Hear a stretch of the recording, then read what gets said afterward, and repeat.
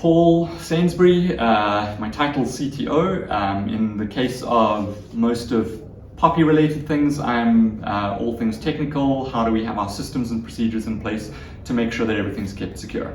My name is Loris Ficini. I'm the Group Financial Manager. I look after the POPI Act in terms of implementing it in the business. I'm the Deputy Officer, so if you need to approach me with any information regarding anything about the POPI Act, the POPI manual that we've created, by all means come through. So Loris, tell me, what's POPI? So Paul, POPI in broad definition, it is a protection of personal information. It's basically they're trying to regulate personal information that is obtained from individuals or juristic companies, and protecting that to ensure that there is no loss of monies or identity theft, and then lastly is to protect the privacy of the person. What are our responsibilities towards this act? Our responsibility is to collect information from clients, from suppliers, employees, promoters, etc., and to ensure that they are safe and secure. We do this by ensuring that we utilize information for only purposes of the business as required. Once we've utilized it, we then need to store them safely. And then once over a couple of years, we then need to destroy the information as per law. Okay, so it's from the start of the data to the end of the data, make sure it's secure and safe. Are there any consequences if we don't follow these? Big consequences, yes. From a fine perspective, it can be up to 10 million rand. There can also be a jail sentence up to 10 years.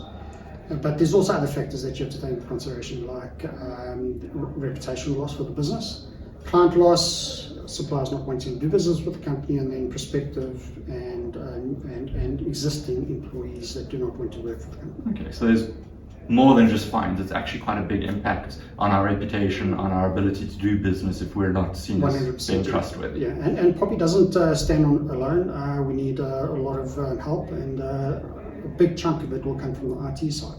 So from your side, I don't know if you want to just touch on how that safe and secure environment can be created.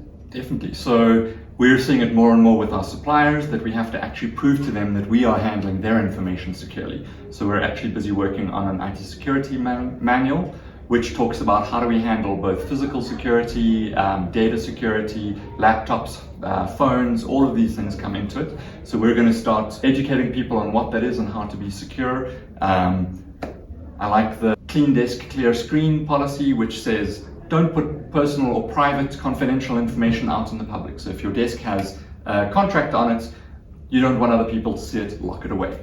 Make sure that you lock your computer when you leave it so that if it gets stolen, nobody can get that information. There's a lot of extra things that come into place. And probably the biggest part is that our people are the biggest risk. We can put in all of the systems that we want to, but if people are scammed or have phishing things done, that's a huge risk. So we're going to start having regular sessions on how do you handle your systems and software, and how do you make yourself secure so that you can keep yourself protected in this process as well. All right, so a bit of training ahead then, definitely. To help the employees know exactly what they need to do. Yeah, so we're busy doing all of that, and what's nice is this ties tightly into POPI, and it means we can get better business from some of our bigger clients because it shows that we're caring. So that reputational damage definitely comes into play in these things. So what makes it so important that our different department needs to actually be aware of what's going on in POPI? Okay, so each department works with information and data on a daily basis. So their role and responsibility to ensure that we comply as a business to POPI is to ensure that they utilize that information for purposes that it's intended. Once it's utilized, it needs to be stored. It should not be shared with anybody else. It should not be distributed, and as you stated earlier, it should not be left on a desk for anybody to be able to look at, take, utilize for their own purposes. The other side of it is that if a client or other colleagues request information, you as an individual should be asking questions as to why do you need information, and also what information do you require. Once you've answered those two questions and it makes sense, you then will provide that information, but only the information that has been requested. And you should provide that through a secure channel. Okay. The last thing is that if you are unsure whether or not that information must be given to client or a colleague, you should approach a manager or approach the information officer. So we've actually been putting together a plan to help people know exactly, oh, this is confidential, we need to treat it in this ways. I can't give it to somebody without an NDA, or I can't do whatever. So we'll be picking up some of that training as well, which will help complement POPI. 100%, yeah. So, and that will just add an extra element to the employees in terms of understanding, okay, what needs to happen when, what should you be looking at, and guiding the guys so that they fully understand what to do and how to approach a situation. Excellent.